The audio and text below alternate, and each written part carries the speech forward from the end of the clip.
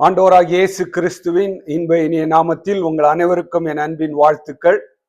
விவிலியமும் விஞ்ஞானமும் என்ற தலைப்பின் கீழ் ஆண்டவருடைய சத்திய வசனங்களை படிக்க ஒரு முயற்சியை செய்து கொண்டிருக்கிறோம். கிறிஸ்துவுக்குள் அன்பானவர்களே, போன வீடியோக்களிலே பரிசுத்த வேதாகமத்தின் சரித்திரத்தை குறித்து நாம் படித்தோம்.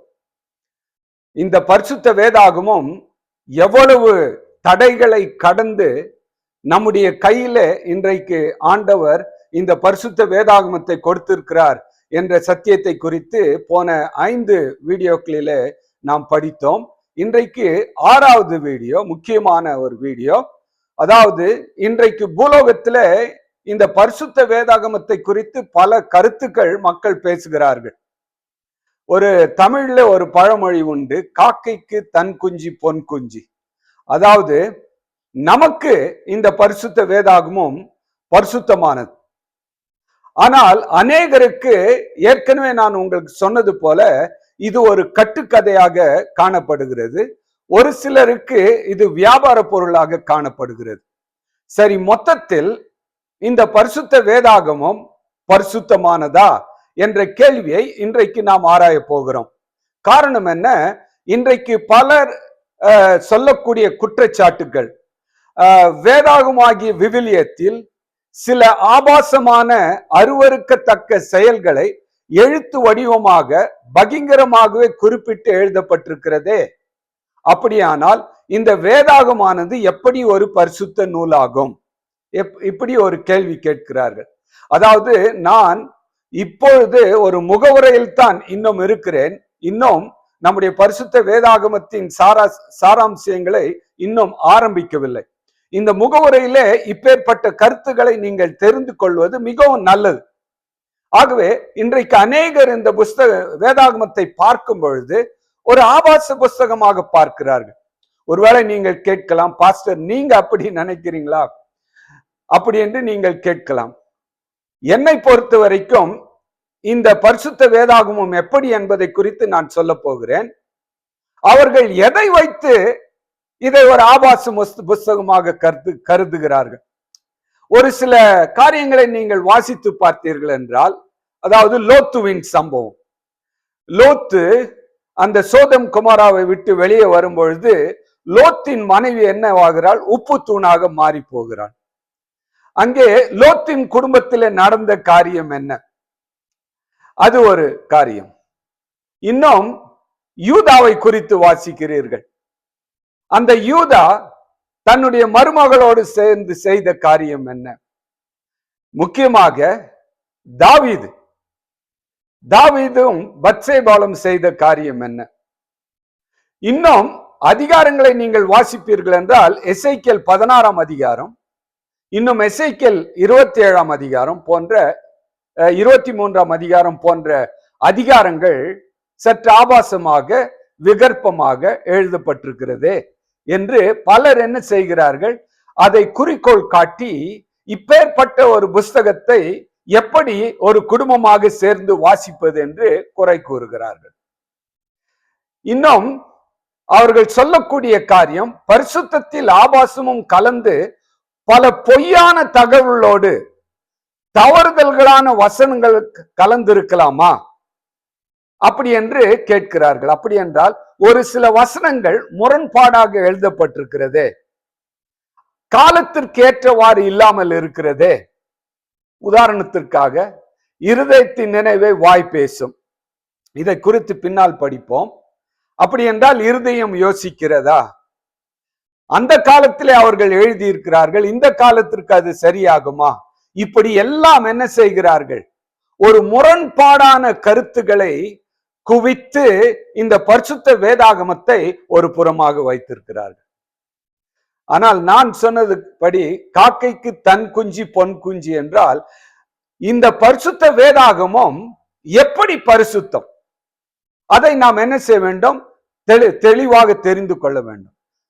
கிறிஸ்துவுக்குள் அன்பானவர்களே, பலர் பல காரியங்களை சொன்னாலும் கூட என்னை பொறுத்த வரைக்கும் இந்த பரிசுத்த வேதாகமம் தான் பரிசுத்தம் இந்த பூலோகத்துல. காரணம் என்ன? இந்த பரிசுத்த வேதாகமத்தை தவிர வேறு எந்த புஸ்தகத்திற்கும் எப்பேற்பட்டவர்கள் எழுதியிருந்தாலும் அதற்கு பரிசுத்தம் என்று இதுவரைக்கும் சொல்லவில்லை. ஆம், இந்த பரிசுத்த வேதாகமத்தை குறித்து நாம் பார்க்கும் பொழுது 39 பேர்கள் எழுதியிருந்தாலும் கூட அவர்கள் சொந்தமாக எழுதவில்லை. இந்த பூலோகத்தில் எழுதப்பட்டிருக்கிற எல்லா புஸ்தகங்களும் சொந்தமாக எழுதப்பட்ட புஸ்தகங்கள். ஆனால் இந்த பரிசுத்த வேதாகமம் மாத்திரம் பரிசுத்த ஆவியாகிய ஆண்டவரால் ஏவப்பட்டு எழுதின ஒரு வேதாகமம். அதாவது முக்கியமாக சொல்ல வேண்டும் என்றால், பரலோகத்தின் தேவன் இந்த பூலோகத்தில் வாழக்கூடிய மக்களுக்கு எழுதி கொடுக்கப்பட்டதான ஒரு உன்னதமான ஒரு புஸ்தகம் என்பதை நீங்கள் என்றைக்கும் மறந்து போகக்கூடாது. வேதாகமம் பரிசுத்தமானதா என்று கேள்விகள் வரும்பொழுது இந்த குறிப்புகளை நீங்கள் என்ன செய்யுங்கள், ஞாபகத்திலே வைத்துக் கொள்ளுங்கள். எதற்காக நாம் இந்த வேதாகமத்தை பரிசுத்த வேதாகமம் என்று சொல்லுகிறோம்? இந்த பரிசுத்த வேதாகமத்தை நான் 2 பகுதியாக பிரிக்க ஆரம்பிக்கிறேன். வேதம் பிளஸ் ஆகமம். பைபிள் என்று அநேகர் சொல்லுகிறோம், வேதாகமம் என்று சொல்லுகிறோம், விவிலியம் என்று சொல்லுகிறோம். முக்கியமாக இந்த 39 ஆசிரியர்கள் மாத்திரமல்ல, இதுல ஒரு முக்கியமான ஒரு ஆசிரியர் யார் என்றால் இயேசு கிறிஸ்து. அநேகர் சொல்லுகிறபடி 2 தீமோத்தேயு 3ஆம் அதிகாரம் 16வது வசனத்தின்படி தேவ ஆவியானவர் வேத வாக்கியங்களை எழுதத்தக்கதாக உதவி செய்தார். அப்படி என்றால் வேதத்தை எழுதியவர் யார்? அதை தெளிவாக தெரிந்து கொள்ள வேண்டும். காரணம் என்ன? இந்த பரிசுத்த வேதாகமும் 2ஆக பிரிக்கப்படுகிறது. வேதம், சாட்சியாகமும்.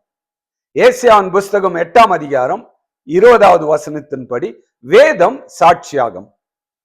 இந்த வேதத்தை எழுதியவர் யார்? சாட்சியாகமத்தை எழுதியவர் யார்?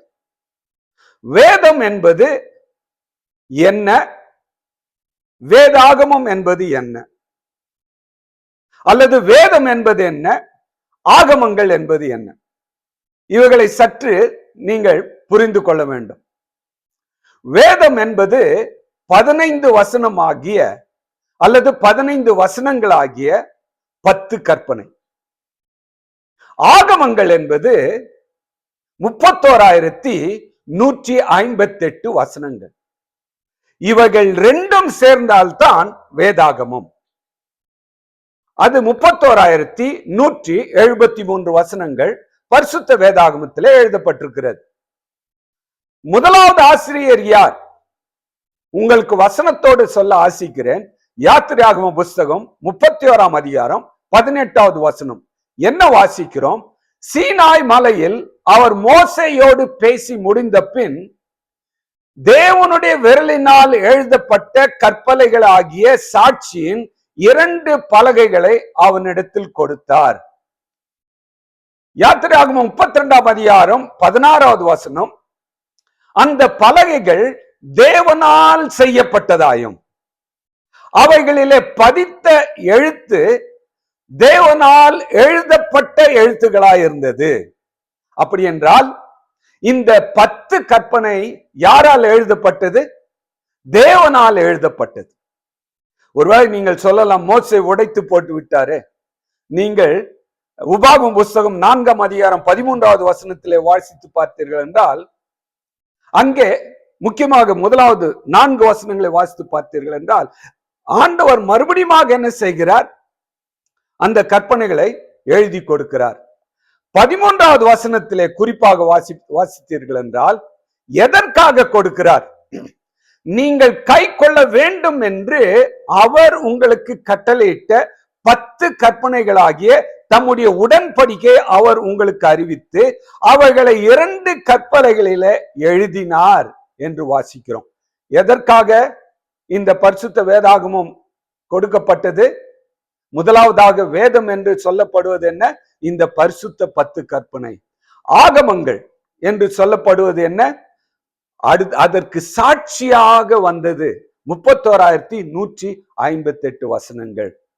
இப்பொழுது நான் உங்களுக்கு சொல்லிக் கொள்வது என்னவென்றால், பரிசுத்த வேதாகமம் என்றால் இந்த பரிசுத்த 10 கற்பனையும் ஆகமங்களும் சேர்ந்து தான் பரிசுத்த வேதாகமம். இயேசு கிறிஸ்து மத்திய ஆசிரியராக இருப்பதினால்தான் இந்த வேதாகமும் பரிசுத்த வேதாகமும். காரணம் என்ன? இயேசு கிறிஸ்து எழுதி கொடுத்ததை பரிசுத்த ஆவியாகிய ஆண்டவர் அதை மிகைப்படுத்தி எல்லா அதிகாரத்திலும் ஆண்டுடைய கற்பனைகளை கை கொண்டவர்கள் எப்படி ஆசீர்வதிக்கப்பட்டார்கள், ஆண்டவருடைய கற்பனை கை கொள்ளாதவர்கள் எப்படி சபிக்கப்பட்டார்கள், அந்த பாவத்தினால் வந்த பலன் என்ன, அந்த பாவத்திற்காக எப்படி இயேசு கிறிஸ்து மரித்தார், அந்த இயேசு கிறிஸ்து மரித்ததின் மூலமாக நமக்கு எப்படி ரட்சிப்பு வருகிறது என்பதைத்தான் இந்த பரிசுத்த வேதாகமம் முழுவதுமாக சொல்லுகிறது. ஆகவே வேதாகமம் பரிசுத்தமானதா என்றால் நிச்சயமாக பரிசுத்தமானது. காரணம் என்ன? அதிலே ஆண்டவர் தன்னுடைய சொந்த விரலினாலே எழுதியிருக்கிறார். நீங்கள் என்ன செய்யுங்கள், இந்த சேனலை சப்ஸ்கிரைப் பண்ணுங்கள், லைக் பண்ணுங்கள், ஷேர் பண்ணுங்கள். கர்த்தர் உங்களை ஆசீர்வதிப்பாராக. ஆமென்.